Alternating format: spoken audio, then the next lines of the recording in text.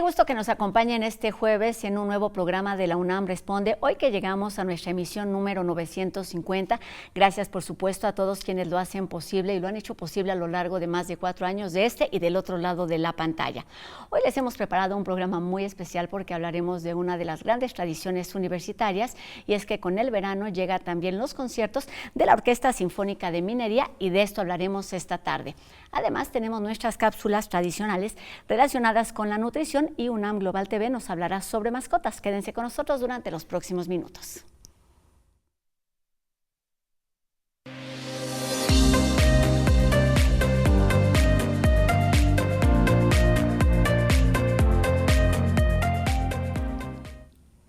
Recién concluye la participación histórica de la Orquesta Sinfónica de Minería en el Festival Bravo Baile en Estados Unidos, que reúne a las agrupaciones más destacadas del mundo en este ámbito.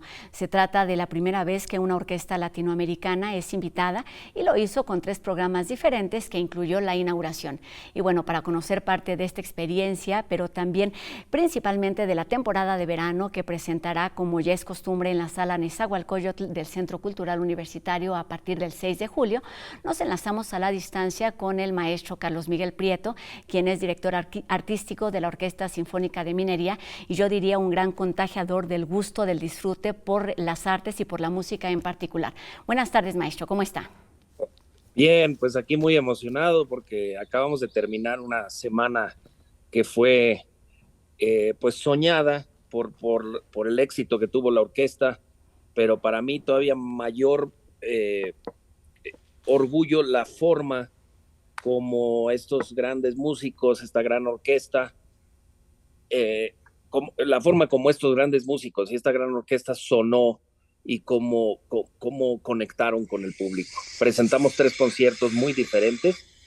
Uno es centrado en Beethoven, con el tercer concierto de piano, la Sinfonía 3.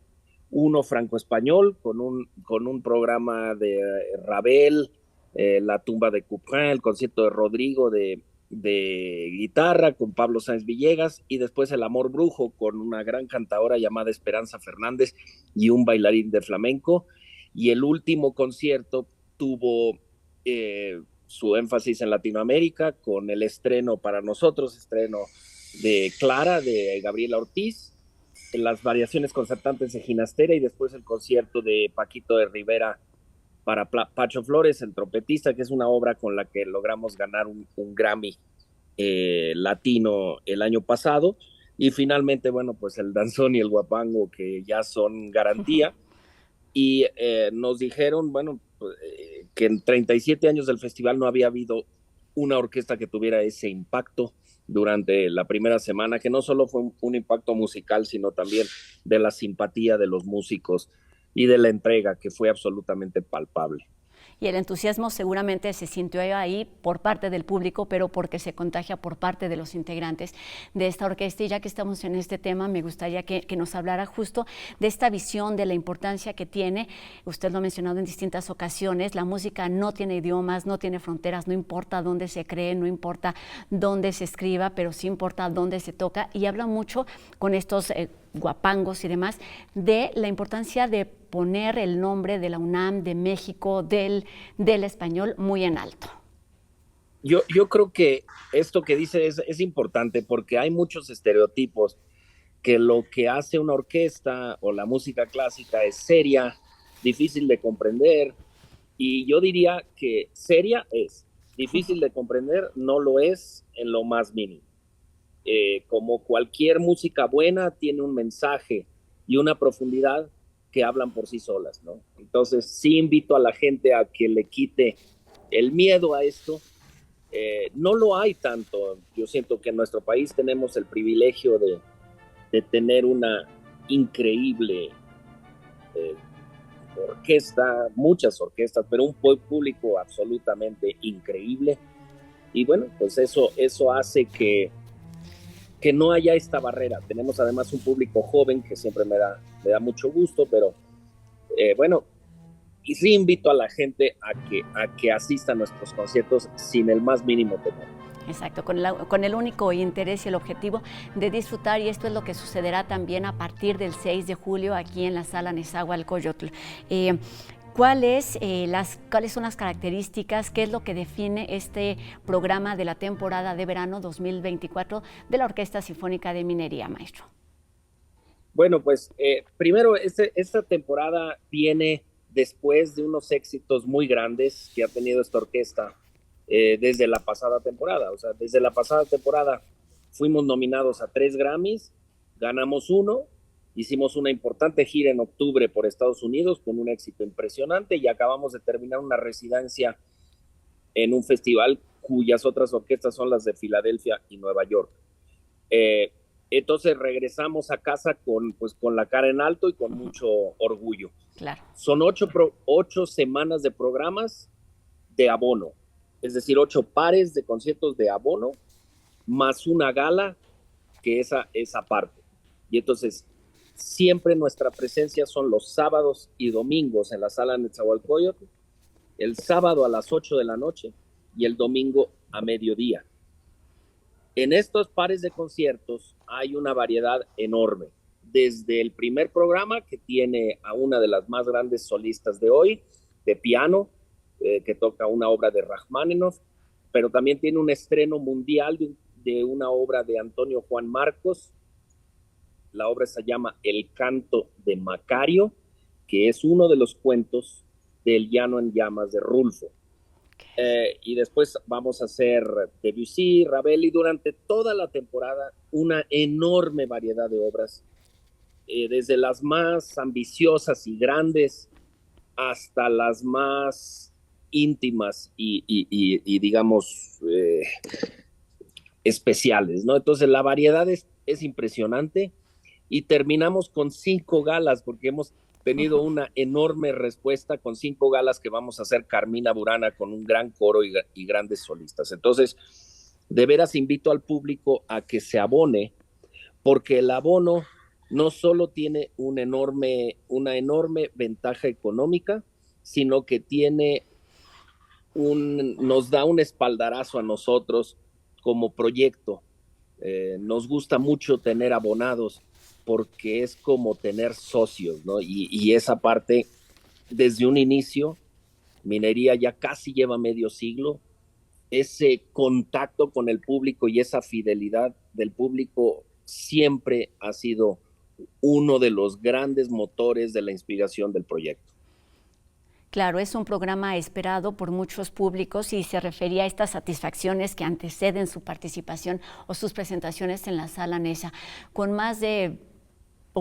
todos esos años juntos, me gustaría que nos hablara sobre los retos, las satisfacciones personales que representa la temporada de verano 2024, en cuanto quizás a la selección, a la participación de piezas, de instrumentos, de solistas que se van a estar escuchando en la Sala Nesa durante las siguientes semanas. Sí, los retos siempre son más grandes, ¿no? Entonces lo difícil es que en esto que hacemos, conforme vamos mejorando, siempre vemos el mucho más allá de lo que podría ser mejor, ¿no? Pero esto, bueno, pues todas las artes, las ciencias, todo lo tiene, ¿no? O sea, en el momento que alguien encuentra un nivel, se da cuenta de los niveles que siguen, ¿no? Y entonces yo creo que en este paso estamos en un muy buen momento de la orquesta, en donde la orquesta cree en sí, pero al mismo tiempo sabemos cuánto más podemos mejorar, ¿no? Y entonces el reto es que en cada uno de estos programas de la temporada, que son muy ambiciosos, podamos llegar a la más grande profundidad y perfección posible y sobre todo conectar con el público. Yo y el consejo asesor, el consejo artístico y yo confeccionamos los programas, cada uno de los programas, para que tengan un balance de interés, tanto para el melómano, que en general nos pide, nos exige obras nuevas, obras grandes, obras que no se tocan tanto, como para el público en general, que nos responde muy bien a las obras que pueden ser un poco más taquilleras o populares. Ese balance creo que lo tiene esta temporada, creo que lo han tenido todas las temporadas, pero esta lo tiene de una forma muy específica, Y además quiero agregar que la presencia de increíbles, pero verdaderamente increíbles solistas, la hace muy atractiva. Y a cualquier orquesta del mundo, en sus temporadas normales anuales, estaría orgullosa de tener a los solistas que nosotros tenemos en el espacio reducido del verano. Claro. Tener a grandes violinistas, pianistas, un saxofonista espectacular, es algo que nos enorgullece y algo que hacemos con muchísimo cariño porque sabemos cómo el público lo valora. Y entonces por eso año con año tratamos de incrementar el nivel de interés de estos programas, pero al mismo tiempo de tratar de conectar con la gente que pudiera venir a un concierto por primera vez. Por ello, sí digo que no hay que tenerle el más mínimo temor, sino al revés, la más grande ilusión. Porque además cualquiera que haya venido a nuestros conciertos en el verano, sabe que es fácil llegar, que es un espacio de una belleza increíble, hay el espacio cultural de la UNAM, que es una sala fabulosa y que al público se le trata con enorme cariño y respeto y garantizamos que cada concierto será una experiencia memorable.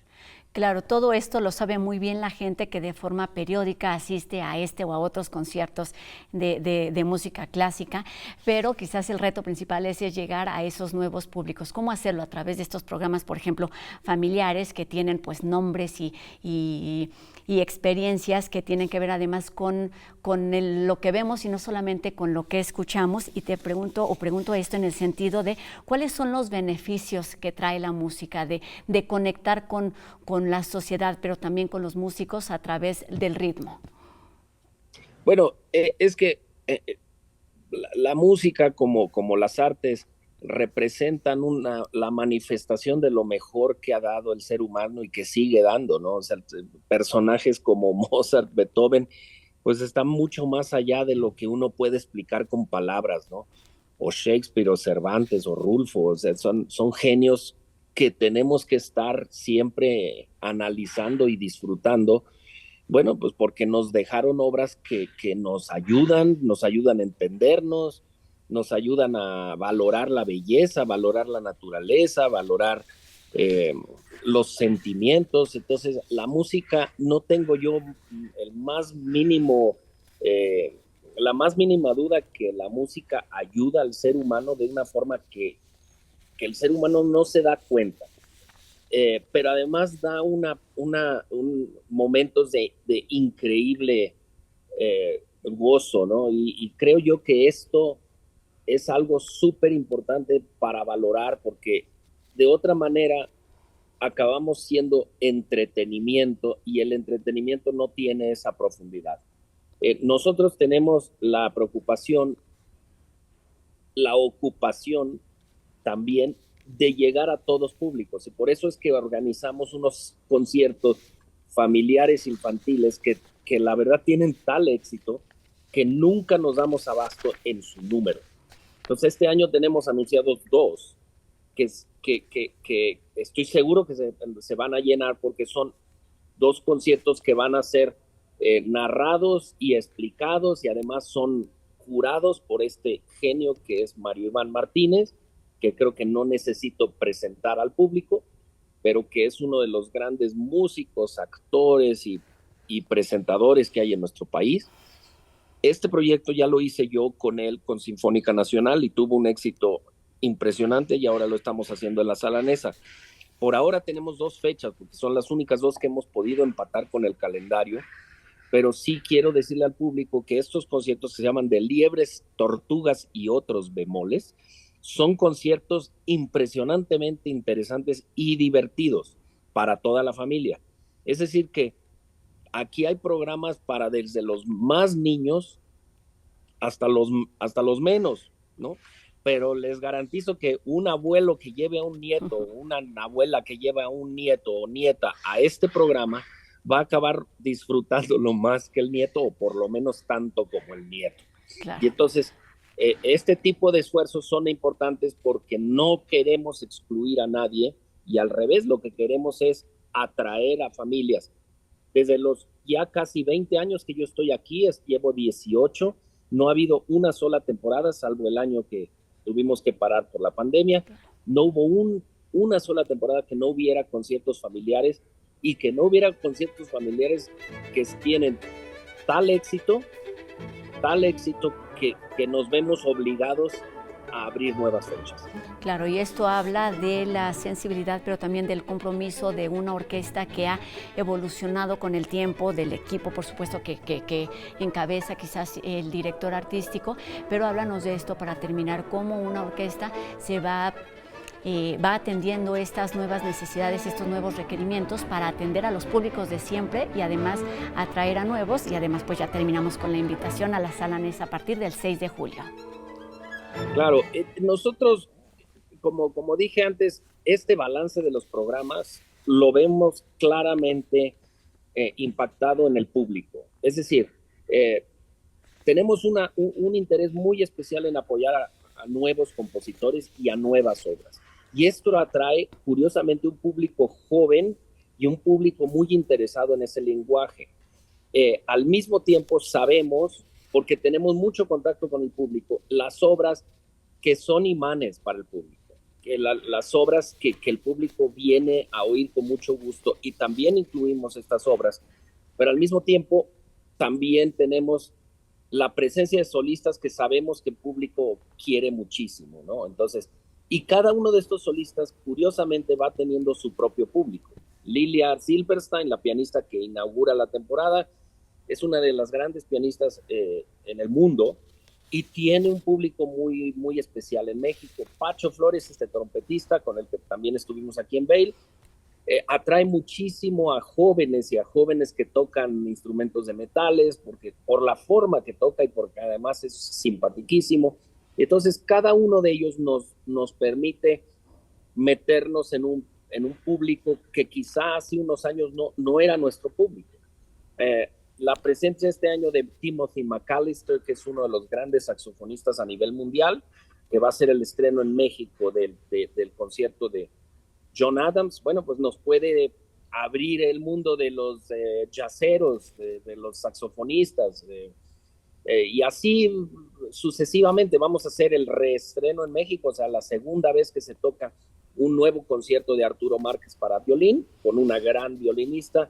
Arturo tiene su propio público. Claro. Es decir, casi semana por semana les podría dar cosas que son de interés para el público, y por lo cual invito a la gente a no asistir solo a un concierto, sino tratar de asistir al máximo número que pueda. Claro, hay motivos suficientes para comprar el abono, asistir a la temporada completa de la Orquesta Sinfónica de Minería, que tendrá lugar del 6 de julio al 1 de septiembre en la Sala Nezahualcóyotl del Centro Cultural Universitario.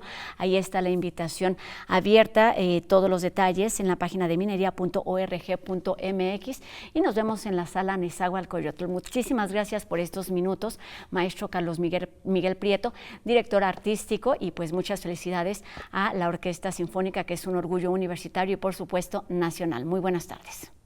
Gracias. Hasta luego. Y ahora les platicamos sobre una opción que pueden considerar para este periodo vacacional en el Palacio de la Escuela de Medicina. Se trata de la exposición de las ilusiones, una experiencia artística, interactiva, sensorial y sobre todo educativa, que está compuesta por 70 instalaciones, fotografías y piezas multimedia que propone un juego entre la vista, la percepción y las sensaciones. No te pierdas esta exposición abierta al público en general, y puedes consultar costos y horarios en la página oficial de fundacionunam.org.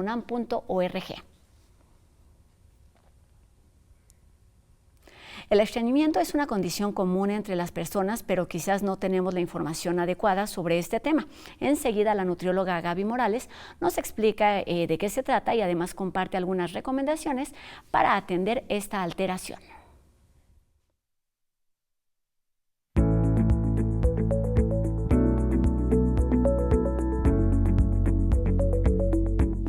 Hola a todos, bienvenidos a Armonía Digestiva. Yo soy la nutrióloga Gaby Morales.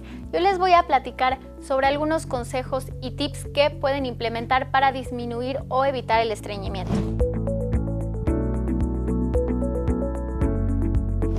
Primero hay que entender qué es el estreñimiento. Como definición, el estreñimiento es una alteración al intentar defecar o evacuar, y no solo se reduce a la frecuencia, sino también a la consistencia de estas heces, que no deben de ser muy duras, no deben de ser grumosas, y esta evacuación no tiene que ser difícil, no tienes que dedicar demasiado tiempo y esfuerzo. Entonces muchas personas piensan que por no ir al baño todos los días es algo malo, es algo que significa que hay estreñimiento. No necesariamente. Tú puedes ir nada más 3 veces a la semana a evacuar y puede ser algo normal, mientras esta consistencia también sea normal, que no sean heces duras y que esta evacuación no sea muy difícil. Es decir, que estés vaciando el 100% sin mucho esfuerzo.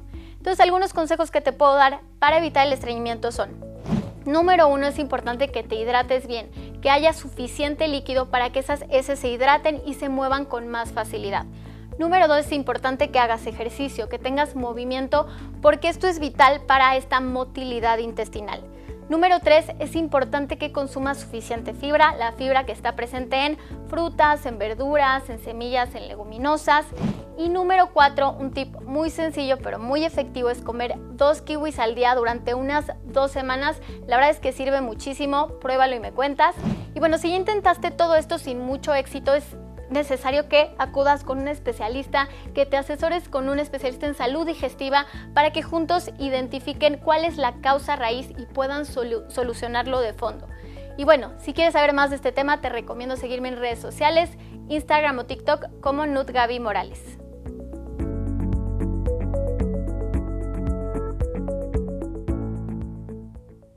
Conocer a nuestras mascotas puede salvar sus vidas en temporada de calor, ya que los perros y gatos tienen diferentes afectaciones y que debemos estar atentos a su comportamiento. Más información en UNAM Global TV de esta tarde.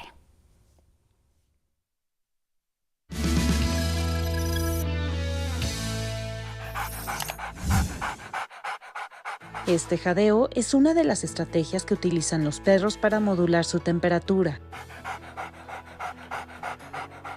Si lo hacen de forma agitada, podría ser un signo de alerta. Al jadear, se inflaman sus vías respiratorias y ya no pueden respirar. Hacen mucho esfuerzo para tratar de respirar, aumenta todavía más su temperatura y se hace un ciclo vicioso que fácilmente los lleva a una patología que se llama choque calórico. Hemos vivido los años más calientes jamás registrados y los animales los han padecido también. Los padecimientos más frecuentes que vamos a encontrar asociados a calor va a ser deshidratación. Alguno muy grave es el choque calórico. Las quemaduras, ya sea por radiación solar, por exposición directamente al sol, en especial son susceptibles los animales que no tienen pelo, o quemaduras con superficies calientes, pueden ser pavimento. Existe una más que es la quemadura por agua caliente de manguera. En las ciudades, estos daños pueden incrementarse por las islas de calor, que son un fenómeno climático local que se genera por la urbanización, la sobrepoblación humana, el asfalto, el tráfico y los edificios. Así se crean microambientes que se calientan hasta 4 grados centígrados más en comparación con las zonas arboladas. Debemos de prestar mayor atención justamente en ellos, porque es más probable que ellos tengan lesiones por calor que los humanos. La edad y enfermedades pueden agudizar el efecto del calor en los animales domésticos. Tengo que vigilar cómo están sus mucosas y normalmente sus ojos deben de ser brillantes. El belfo, la parte interior de su labio, debe de estar humectada. Si empieza a estar pegajosa, ya es un indicador de deshidratación. Estar vigilando los cojinetes. Si empezamos a ver zonas enrojecidas, es un indicador que ya hay quemaduras. Y evitar exponerlos a horas picos de temperatura entre 11 y 6 de la tarde. Si yo obligo, por ejemplo, a un perro a andar conmigo en el pavimento, seguramente lo va a querer hacer porque me ama, porque soy su humano y va a querer seguirme a donde sea. Y yo no me percataré que se está generando una lesión y que ya está percibiendo dolor. Yo tengo que tener la conciencia de lo que está sucediendo para evitar ponerlos en riesgo.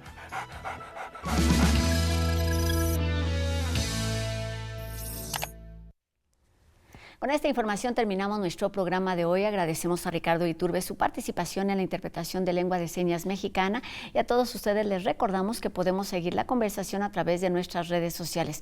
En este momento aparecen en la pantalla para que nos hagan llegar sus dudas, sus comentarios y sigamos haciendo este programa juntos. Nos vemos mañana a 2:30 de la tarde aquí en TV UNAM para asistir y ser parte del programa 951 de la UNAM Responde, por supuesto, en TV UNAM. Adiós.